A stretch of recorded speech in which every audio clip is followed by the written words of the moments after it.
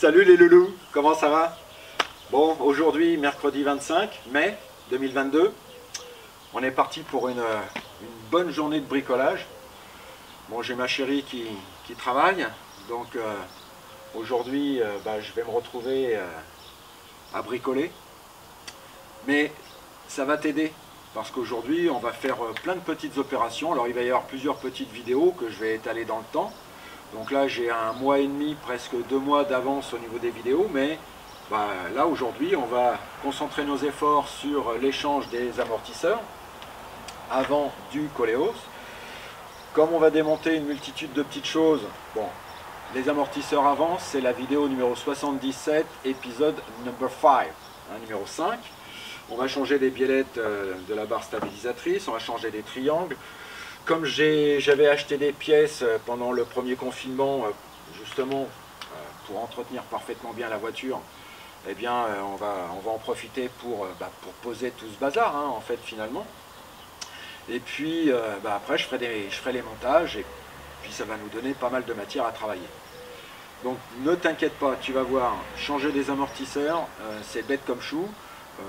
C'est pas la peine de se mettre la rate au courbouillon, tout le monde peut le faire. On mettra quand même ces vidéos en niveau rouge parce que il y a des fois, c'est vrai, il faut un petit peu d'outillage, notamment pour le montage complet des amortisseurs, mais surtout c'est que parfois, pour comprimer ces fameux ressorts, il nous faut 2 petits outils. Et moi personnellement, quand j'utilise ce genre d'artifice, je suis confiant, hein, mais je me dis quand même que si ça me pète dans la gueule, je me dis que, oula, à mon avis, t'as plus de dents, quoi. Alors, quand je dis ça, c'est pas péjoratif et c'est surtout pas dangereux, dès l'instant que l'on sait ce que l'on fait. Voilà, je vais t'expliquer tout ça. Mais en attendant, gestuelle habituelle, pied droit en avant, pied gauche en arrière, on va rouler des épaules comme ça et on va crier ensemble, générique!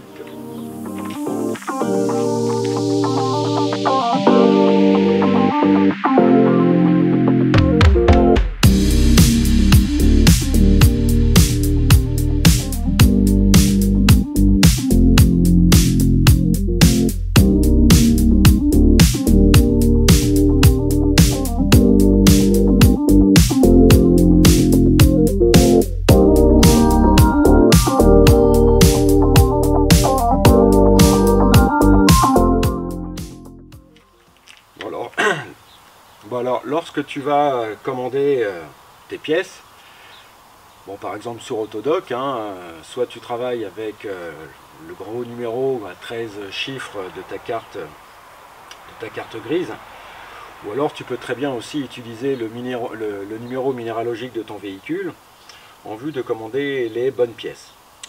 Parfois, les pièces, tu pourras éventuellement les démonter avant, si tu n'as pas besoin de ta voiture, hein, parce qu'une fois que c'est démonté, après c'est démonté. Hein. Mais l'idée surtout, c'est que tu peux te dire, bon voilà, j'ai un numéro de référence gravé sur la pièce. Alors en fonction des marques, le numéro de référence, il ne va pas beaucoup bouger.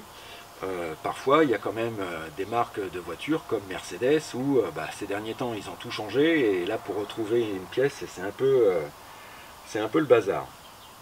Quoi qu'il en soit, une fois que tu commandes tes pièces, donc tu vas avoir l'amortisseur, tu vas avoir le ressort hélicoïdal, tu vas avoir la rotule de suspension, tu vas avoir éventuellement le soufflet si il est très très sale, ou alors même éventré, hein, vaut mieux éviter qu'il y ait de la poussière qui traîne là-dedans.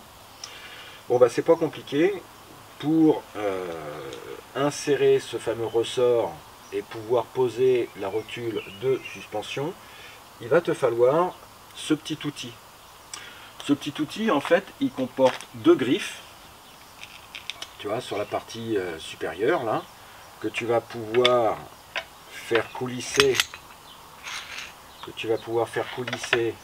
voilà, donc je vais dévisser un petit peu.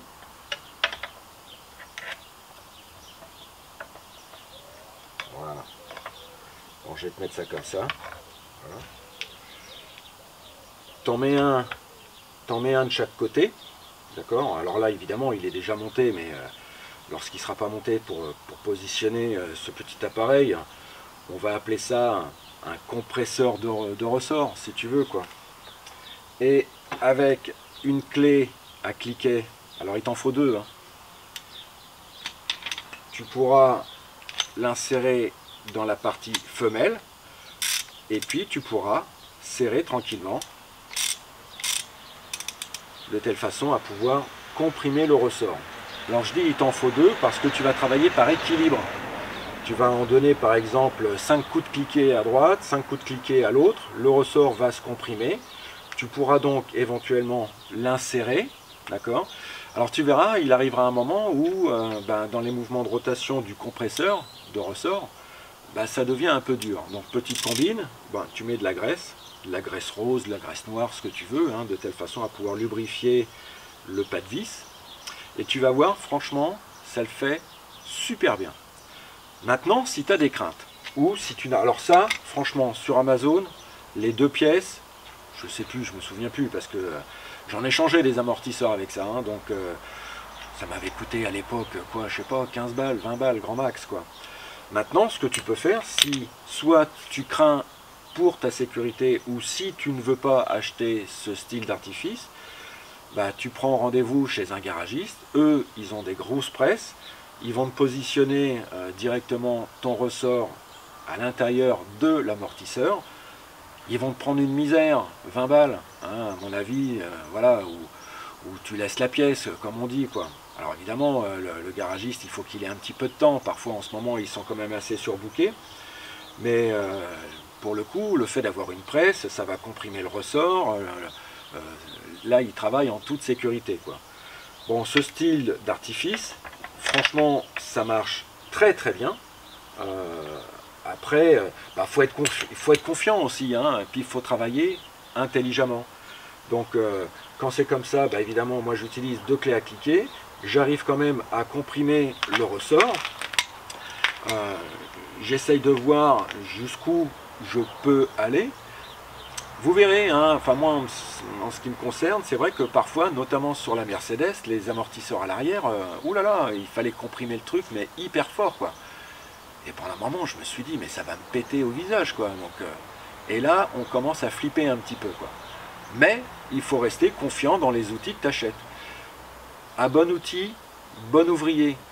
C'est sûr que, par exemple, je vais dire n'importe quoi, si vous achetez des outils avec lesquels vous allez travailler régulièrement, c'est ça qui est important aussi, travailler régulièrement, mais que vous achetez ça, je vais dire n'importe quoi, chez Jiffy, une clé à 2,50, la clé à 2,50, on se doute bien que ça doit être une grosse dope, quoi.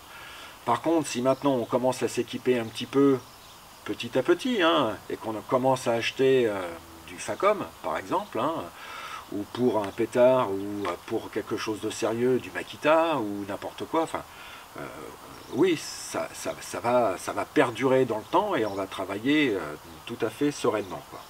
Donc voilà, moi, comment j'ai fait pour comprimer ces fameux ressorts. Ensuite, sur la coupelle des ressorts, moi je voulais avoir une visserie parfaitement saine. Donc j'avais acheté sur un site qui s'appelle NX24 ou M24X, je sais plus, enfin bref. Bon, c'est un site qui est français, ils ont de la bonne camelote, hein, de la bonne visserie. Alors c'est un site qui est spécialisé dans la visserie automobile, hein, automobile, moto, quad, enfin tout ce qu'on veut, quoi. Et là, en partant de là, oui, c'est l'acier qui va bien, c'est pas de la visserie qu'on doit acheter chez Monsieur Bricolage, hein. Monsieur Bricolage, on fait de la visserie parce qu'on bricole dans un abri de jardin, ça va bien, quoi. Mais là, cet acier-là, c'est quelque chose qui est quand même relativement dur, et que lorsqu'on doit serrer la tête de l'amortisseur, par exemple, à 35 Nm, il ne faut pas que ça se déforme, hein. Bien évident que faut que ça tienne, quoi. Ensuite, vous verrez, le petit manchon ici, je vais vous donner une toute petite combine avec des petits bouchons de pot de compote. Ouais, vous allez rigoler quand vous allez voir ça. Mais en attendant, cette petite tige filetée là, à l'intérieur, c'est du Torx femelle. Et il y a toujours plein d'impuretés qui se met à l'intérieur. Alors évidemment, ça va concentrer l'humidité, ça peut rouiller. Et puis surtout, le jour où je vais démonter, je vais peut-être me rencontrer des problèmes, quoi. Alors, on peut gratter évidemment, on peut souffler. Ouais. Mais bon, si je mets une petite noix de graisse et que je mets mon petit bouchon jaune ou blanc, vous verrez tout à l'heure, vous allez me dire, ah bah ouais tiens, Noviscar là, c'est pas mal ce qu'il fait. Et en fait, toutes mes têtes de vis sur des voitures que j'entretiens parfaitement bien, ben, elles sont protégées de cette façon. Donc ce que je vous propose, on va maintenant soulever la voiture, on va mettre des chandelles. Un petit peu avant, je vais desserrer les écrous de roues du véhicule. Je vais enlever les roues et on va déjà se faire une petite vue générale un petit peu du chantier. Bon, même si le frein électrique sur l'essieu arrière est toujours actif, par acquis de conscience, je vais mettre un petit pavé. On ne sait jamais si la voiture venait à bouger, une défaillance du frein. Enfin, évidemment, avec des scies, on peut mettre Paris en bouteille. Hein. Mais en termes de sécurité, il vaut mieux jouer la carte de la sécurité. Hein. On ne joue pas avec ça. D'autant plus qu'il est possible, arrivé à un moment, si on veut observer certaines choses, que je puisse prendre la caméra ou l'appareil photo pour prendre un petit cliché sous la voiture, bah, que je me glisse dessous. C'est peut-être pas la peine de se faire écraser comme une merde sous la voiture, hein. D'autant plus qu'aujourd'hui, moi, à la maison, je suis tout seul, quoi. Donc s'il m'arrive une connerie, bonjour. Voilà, donc on sécurise le chantier. Je vais desserrer les roues. Voilà, double de 21, ma rallonge. Donc sans trop forcer, vous allez avec une force graduelle, hein. J'appuie. Voilà.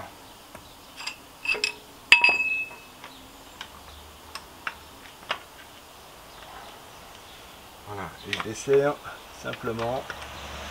Alors j'avais fait déjà une vidéo, hein, parce qu'il y a un écrou anti-vol là-dessus.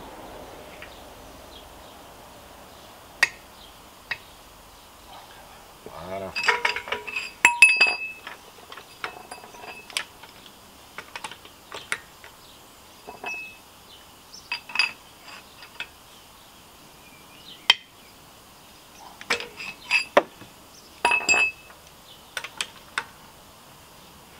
Alors respectez les couples de serrage, hein, pour les roues. Et puis un beau jour, c'est pas péjoratif non plus là ce que je vais dire, mais lorsque vous êtes avec votre femme par exemple, donc, en toute logique, il n'y a rien de logique dans ce que je vais dire, mais il est probable qu'une femme ait moins de force, musculairement parlant, hein.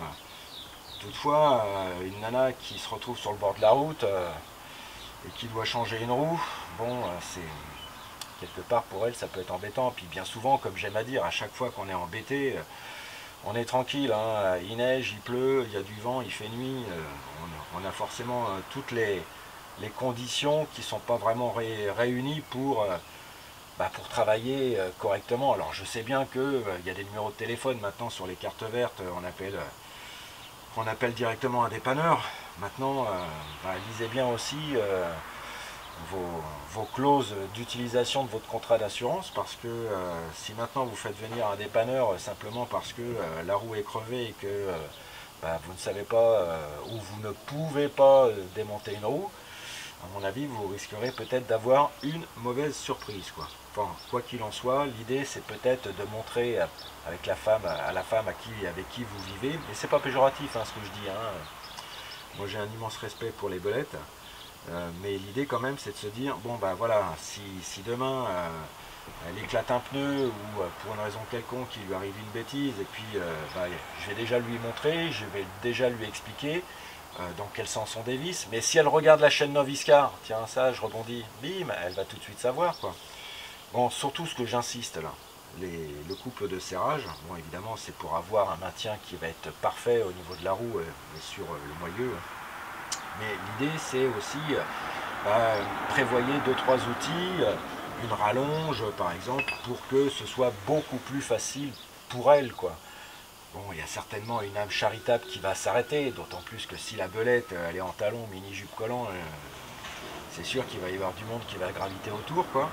Mais en attendant, si votre femme va travailler, je sais pas, secrétaire ou n'importe quoi, forcément elle va être super bien sapée, elle va arriver au boulot, elle va être toute dégueulasse, quoi. Donc montrez-lui et vous allez voir, déjà elle sera contente comme tout que vous fassiez peut-être un petit peu de mécanique ensemble, mais surtout c'est que ça peut lui permettre de se sortir d'un mauvais pas, quoi. Bon, je vous montre la philosophie, comment on va changer les amortisseurs. Alors déjà, comment ça tient? On voit que ici, nous avons deux gros écrous qui maintiennent en fait par pinçage un petit peu le cylindre inférieur de l'amortisseur. Donc là, c'est l'amortisseur droit. Donc l'idée déjà, c'est il va falloir desserrer ces trucs-là, quoi.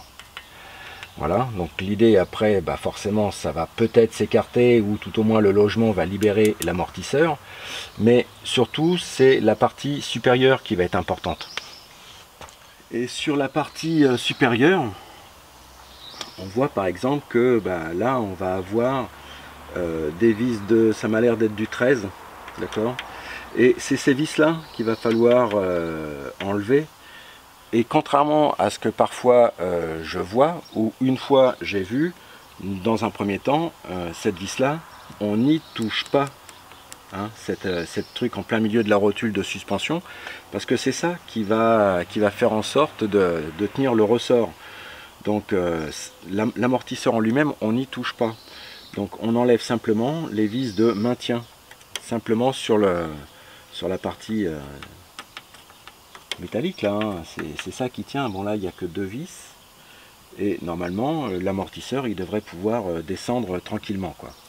Donc je m'aperçois aussi que la voiture elle est hyper sale, hein, donc il va peut-être falloir aussi par la suite que je donne un petit coup au niveau du bloc moteur, parce que ici dans les Landes là on voit que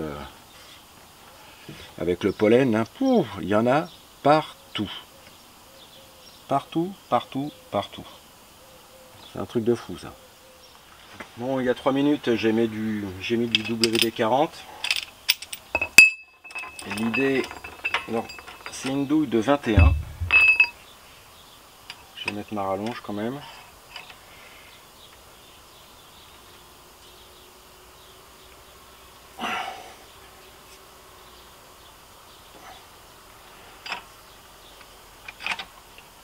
Voilà. Une fois que j'ai ça, je desserre. Voilà. Donc évidemment derrière ça va bouger également.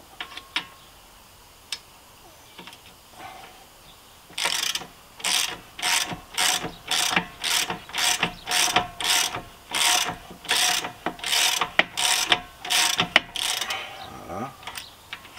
Je vais faire la même chose en haut.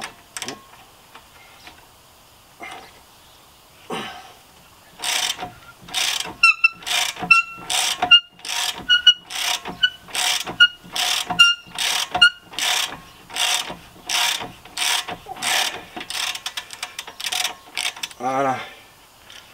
Bon, je vais aller me prendre un café, moi.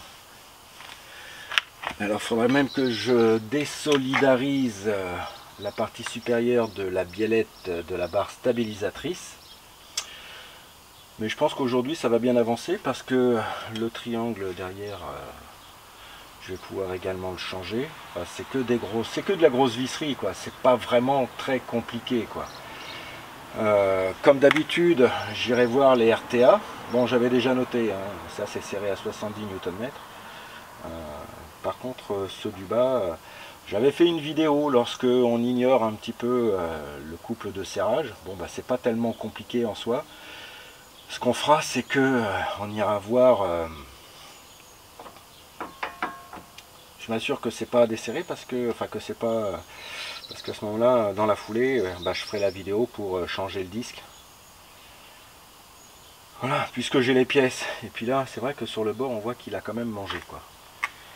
Donc je me demande même si j'ai pas les plaquettes en plus. Donc j'irai voir. J'avais même racheté, je crois, les écrous à colonnettes là. Donc bon. Donc l'idée c'est de remettre un petit peu cette voiture en très bon état. D'autant plus qu'elle va passer le contrôle technique au mois de septembre. Voilà quoi. Et puis bon, comme ma situation de famille a changé, je sais pas très bien où je vais là, donc il va falloir. Enfin si, je sais où je vais, mais Mais l'idée c'est que prochainement peut-être que cette voiture elle sera amenée à faire des allers-retours entre un point A et un point B avec la remorque et tout ça. Donc il va falloir que la voiture soit saine. Donc ça ne va pas m'empêcher de prendre un café. Bon, lorsqu'on bricole, il y a plusieurs cas, hein. C'est soit on se lave régulièrement les mains, soit on met des gants. Bon là ce sont des gants en tissu qui sont légèrement goudronnés, donc ça permet une bonne adhésion des pièces comme ça en pleine main.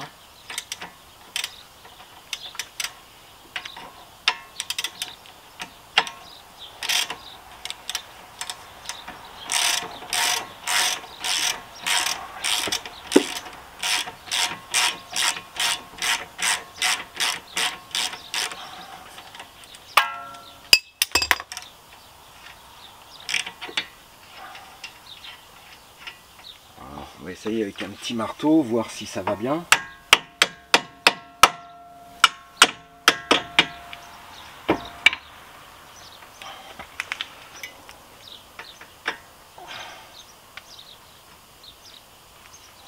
Je vais aller chercher un chasse-goupille ou une petite tige en fer hein, pour faire sortir. Voilà, et je pense que en toute logique, voilà.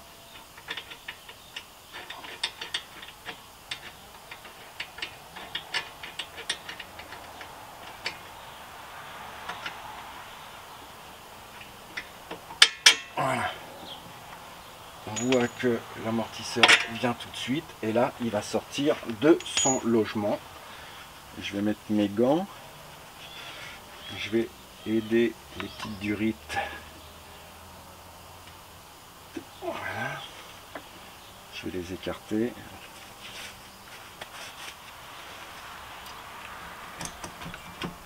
Voilà. Donc là on n'est pas si mal que ça.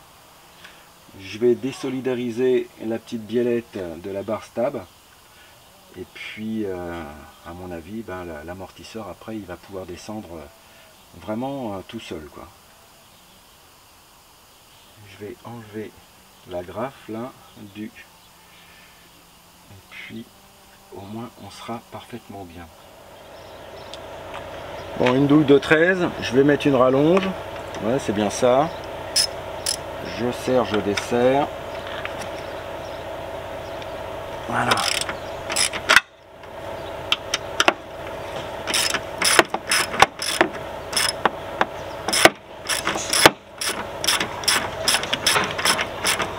Voilà. Là, je vais être embêté un petit peu avec la poire de gavage ou la poire d'amorçage.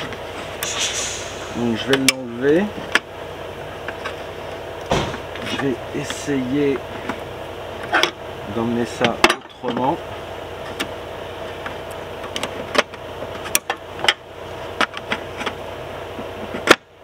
Voilà, au moins au-dessus là. Peut-être avec une clé à cliquet et normalement l'amortisseur ne sera plus tenu et il va tomber. Bon, on essaye de se faire un peu de place.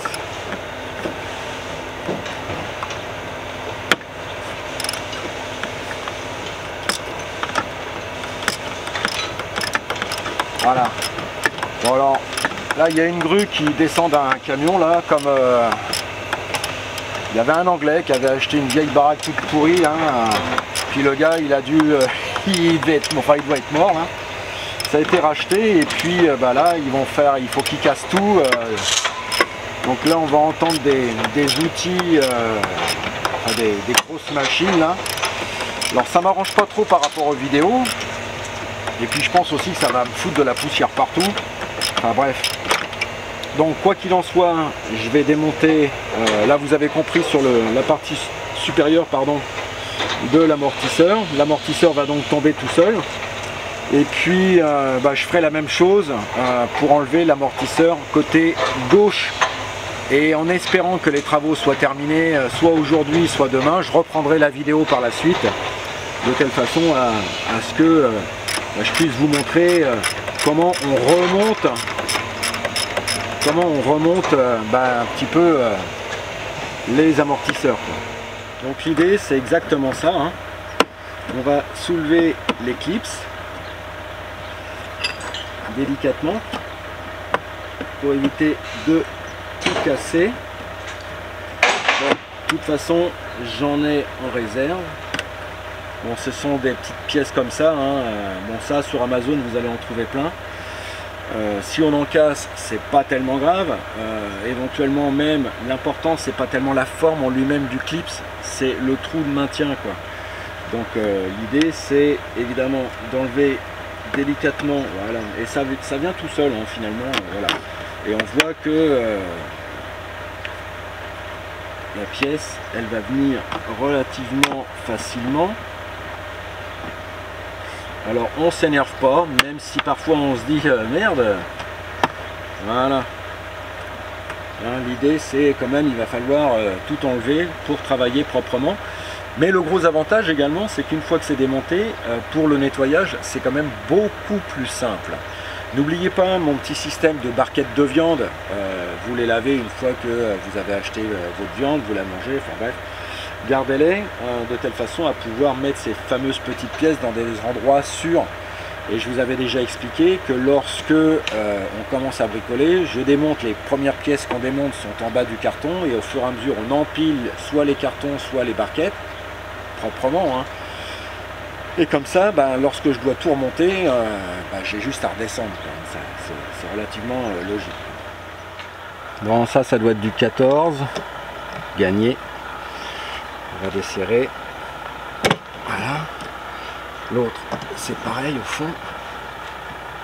Voilà.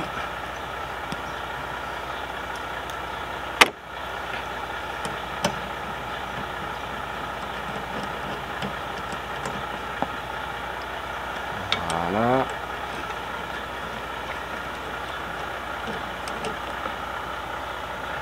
Voilà. Et je vais aller chercher l'extracteur. Bon, je vais aller enfiler l'extracteur. L'idée, c'est d'enlever l'essuie-glace. Alors, je sais pas si je vais mettre ma main comme ça. Je vais me... Voilà. Je vais aller chercher une petite clé. Voilà. Clé de 14. Donc là, je vais serrer. Et voilà.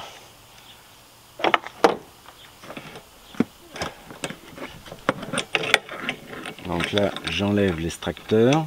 Je vais mettre une petite photo, mais je crois que j'avais déjà fait une petite vidéo à ce sujet.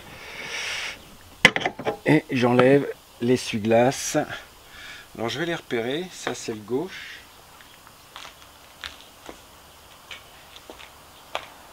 Et évidemment, je vais faire la même chose pour l'autre. Bon. J'ai été chercher un petit tabouret parce que moi, du haut de mes 1m74, j'enfile l'extracteur, toujours pareil.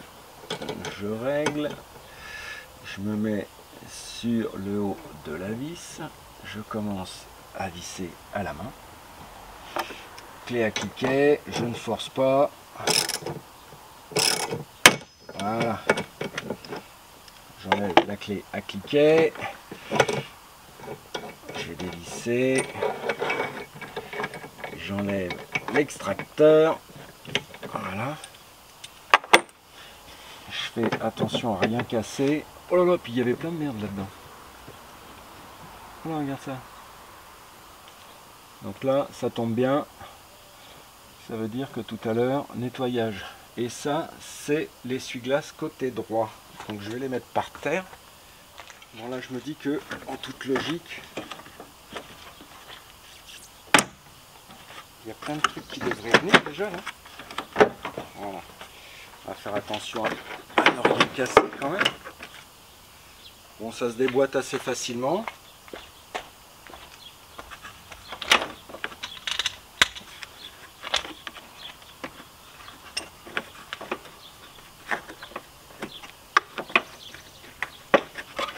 Alors évidemment, on ne force jamais. Voilà. Ah ouais, et puis évidemment, il y a tout ce qui est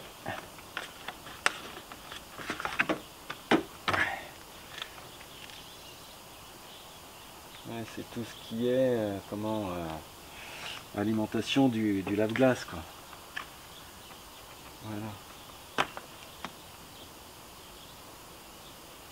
Bon, on va déjà mettre ça comme ça, et la priorité déjà c'est de dévisser, évidemment. Et là je vois la vis de 13 qui est derrière. Merci Monsieur Renaud. Je vois également, oh là là, bah heureusement que je regarde, hein, parce que regarde ça. Donc à la brosse, pinceau, et puis on nettoiera tout ça, hein. Bon, douille de 13 et puis une petite rallonge, on peut facilement accéder à la vis qui est complètement derrière, quoi. Voilà, et là je vous montre,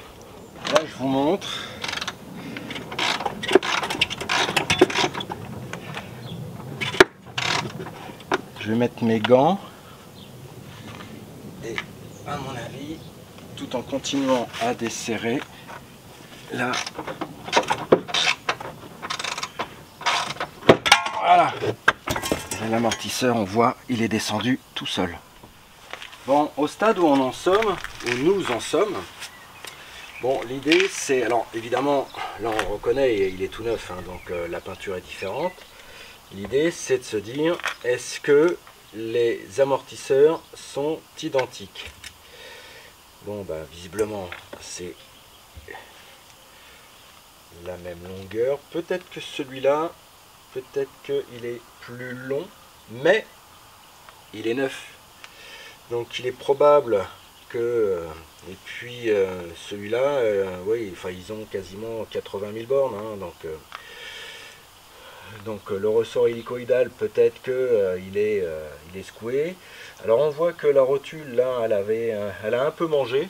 Il y a quand même pas mal de détritus là-dedans, et notamment du sable. Alors c'est vrai que dans les Landes, et puis quand on va souvent à la plage, bah, c'est pour ça que moi j'aime à dire, il faut quand même nettoyer régulièrement son auto, parce que bah, le sable c'est de la silice ça se fout partout, et bah, il faut faire gaffe, quoi. Donc si j'entretiens pas ma voiture, pour les gens qui habitent en bord de mer, ou alors dans les paysages de montagne, dans les régions montagneuses, là où notamment ils mettent beaucoup de sel, ou de la puzzolane, enfin bref, il y a des produits, enfin il y a des matières vachement abrasives qui, bah, évidemment, côté mécanique, c'est pas forcément ce qu'on fait de mieux. Bref, l'idée c'est quand même de regarder si les pattes de maintien ressemblent à la louche, hein, de ce que l'on a, hein, de telle façon à pouvoir repositionner correctement l'amortisseur, et là en l'occurrence c'est le droit. Donc ce que je vous propose maintenant, on va faire un peu de ménage au niveau de la gouttière de bas de pare-brise, et puis on va nettoyer 2-3 petites bricoles, en passant simplement un coup d'aspirateur, hein, parce que là c'est la zizanie, hein. Donc ce que je vous propose là, c'est de passer un petit coup d'aspirateur pour enlever toutes les petites impuretés là-dedans. Déjà on y verra beaucoup plus clair, et puis dans la foulée surtout, c'est que on va se dire...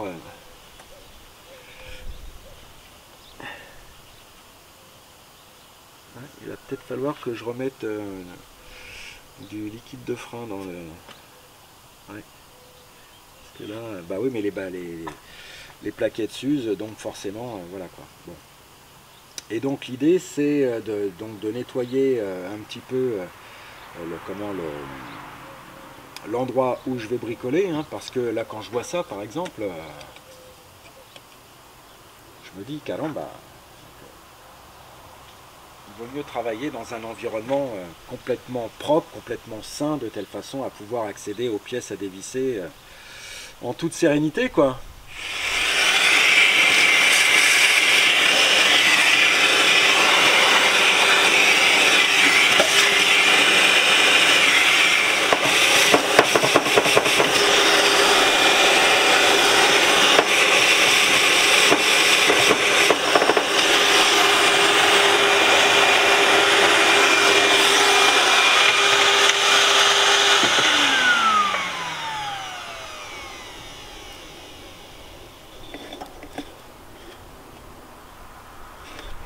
prendre un pinceau pour dégager la vis là, parce que j'ai l'impression que... Bon, on va essayer maintenant, je desserre, de simplement desserrer. Voilà.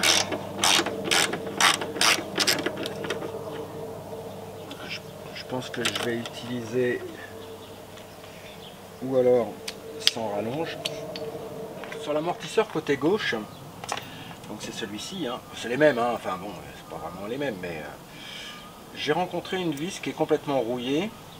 Et bon, vous connaissez maintenant le petit outil qui permet de déterminer et le pas de vis et l'écart qu'il y a entre chaque dent. Et là, j'avais déjà commandé sur le site de visserie des vis en inox. Bon, moi j'ai décidé de remettre des rondelles et en inox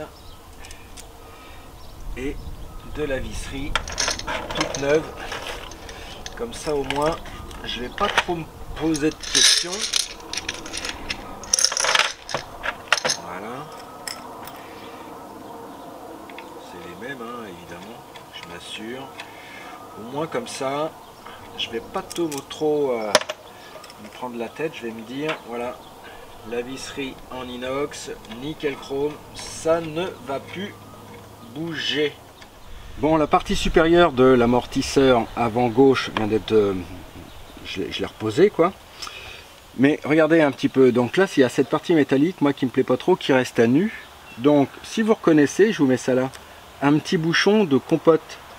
Ce que je vais faire, je vais mettre un petit peu de graisse. Et puis après, il y a juste à le visser. Et voilà. Et ma tête de mon amortisseur, bon, c'est un petit plus, hein, mais sera fixé correctement. Voilà, cool, et puis ça va le protéger au niveau de la graisse. Bon, une fois qu'on a remis donc l'amortisseur, donc là c'est le gauche, hein, je peux commencer à serrer un petit peu à la main. Ensuite, au même principe que lorsque on l'a démonté, c'est des douilles de 21. Je serre.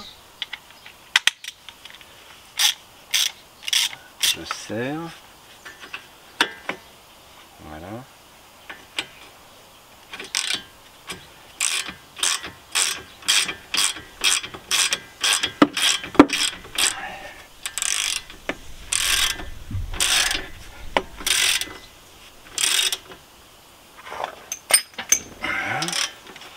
Je fais la même chose en bas.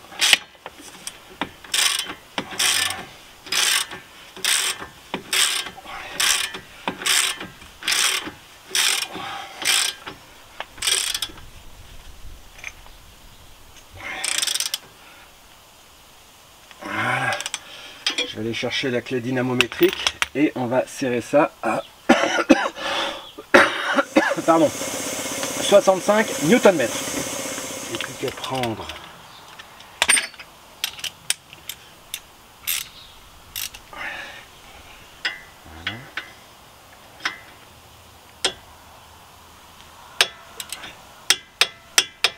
voilà.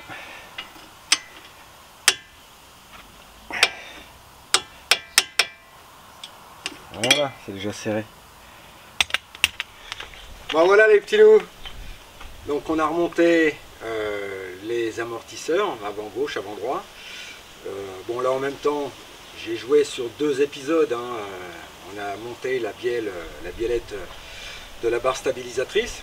Bon bah l'idée maintenant c'est d'aller faire un tour pour voir comment se comporte un petit peu le véhicule.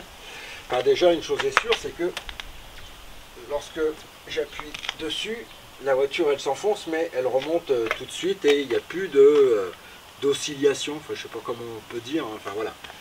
Donc à mon avis déjà ça lui a fait le plus grand bien de changer les amortisseurs. Donc je fais faire un tour et puis je reviendrai vers vous, vous tenir au courant certainement sur une bande-annonce que je mettrai sur Facebook, hein, Facebook, le groupe Noviscar. Et puis voilà. J'ai vu qu'il y avait de plus en plus de gens qui s'abonnaient sur cette page-là, c'est bien. Après, j'aimerais bien aussi que les gens puissent discuter un peu, échanger 2-3 petits points mécaniques, de bricoles, même par rapport à ce que je fais moi. Je veux dire, ça n'a aucune incidence, mais l'idée c'est de partager un maximum de bons plans pour économiser un max de blé, quoi. Bon bah voilà. Donc j'espère que la vidéo évidemment t'a plu, que ça a au moins eu le mérite de t'apporter quelque chose. Si c'est le cas, écoute, moi je suis satisfait et pour moi le challenge est rempli. Allez, je te souhaite de passer une très bonne semaine. Évidemment, tu likes, tu t'abonnes, t'en parles à tes potes comme d'hab. Allez, moi je te dis passe une bonne semaine. Allez, ciao, bye.